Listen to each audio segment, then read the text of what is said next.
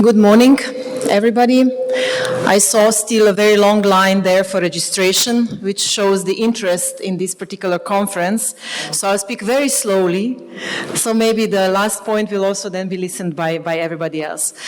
Distinguished ladies and gentlemen, all the participants of this forum, I am really honored, and it's a great pleasure for me to be here at this forum, at this conference.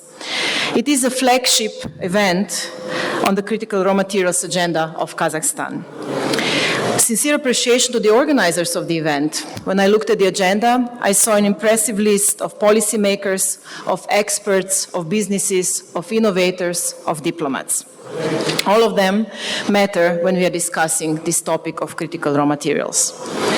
Allow me to make 3 points today here for this opening.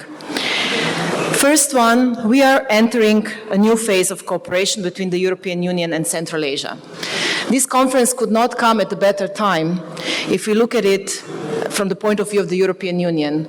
As many of you have followed and know, last week there was a first ever EU Central Asia Summit where 2 presidents of the European Union that matter, European Council President and European Commission President, joined with 5 presidents of the Central Asian countries, and they have decided on a new dynamic strategic partnership. This historic summit has sent also a very strong message that we are partners of choice and we can rely on each other. And this refers to a number of areas. Bringing me to my second point. Critical raw materials are a strategic pillar of the cooperation between the European Union and Central Asia in our Global Gateway strategy. As the world, the European Union, Central Asia, and Kazakhstan accelerate its shift towards green transition and clean technologies, the demand for responsibly sourced critical materials is growing rapidly.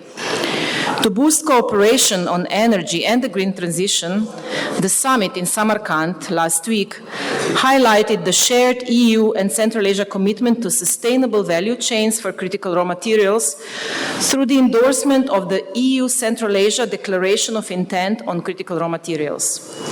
The EU continues and will continue to build diversified, sustainable, and resilient supply chains, and we see Central Asia and Kazakhstan in particular as an essential partner in this effort.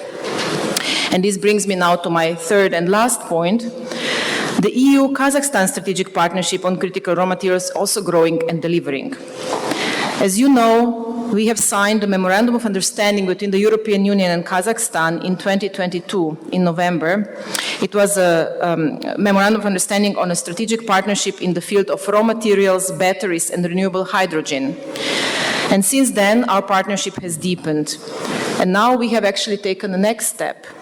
At the Samarkand summit last Friday, the EU-Kazakhstan Partnership Roadmap for 2025-26 was formally endorsed. It includes more concrete goals to implement the memorandum and is our second roadmap, previous having ended in 2024. This new roadmap has 2 important chapters. It outlines practical actions to further advance our cooperation, including enhanced cooperation on geological exploration, research and innovation along the whole raw material value chain, and it promotes best practices and environmental, social and good governance standards, the latter 3 being of great importance when we talk about the cooperation between the EU and Kazakhstan on critical raw materials. And the second chapter, which we find of great importance, is that it includes support for developing the skills and human capital, which is essential for the mining sector's future. When we speak of critical raw materials, we have to speak about critical skills. This is why our cooperation is not only about minerals, but it is also about knowledge, about experience, about transfer of experience, and about training. Our partnership roadmap reflects this holistic perspective, and it is, as I said, not only a roadmap for resources, but for resilience and sustainability. It is a joint vision of how we can work together to build secure, sustainable, and forward-looking supply chains. I'm therefore also pleased to announce that we have launched the implementation of a €3 million EU-funded project in cooperation with the European Bank for Reconstruction and Development, EBRD. This regional project will help translate our shared vision into action, strengthening cooperation, supporting training, and advancing strategic raw materials development in the Central Asia region. In the framework of this project, we also hope to support the Regional Research Center for Rare Earth Metals in Astana, which was announced also by President Tokayev in Samarkand. More projects and initiatives are underway. Let me conclude by reiterating the European Union's strong commitment to the partnership with Kazakhstan. Together, we are building an ecosystem where talent, technology, and sustainability come together.